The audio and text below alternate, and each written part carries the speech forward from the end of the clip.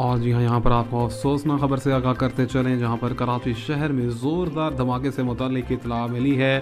اہم خبر سے متعلق بتایا گیا ہے کراچی کے علاقے بلال کالونی میں گٹر میں موجود گیس پائپ لائن کے لیک ہو جانے اور گیس بھر جانے کی وجہ سے دھماکہ پیش آیا۔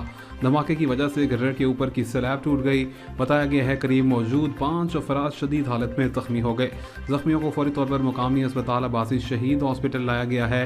پولیس نے یہاں پر یہ بھی بتایا کہ موقع پر موجود اور متعلقہ اداروں کو بھی طلب کر لیا گیا ہے۔ اس سے متعلق کہا گیا ہے کہ یہاں پر کچھ عرصہ قبل جو ہے گیس کی مرمت کا کام بھی کیا گیا تھا۔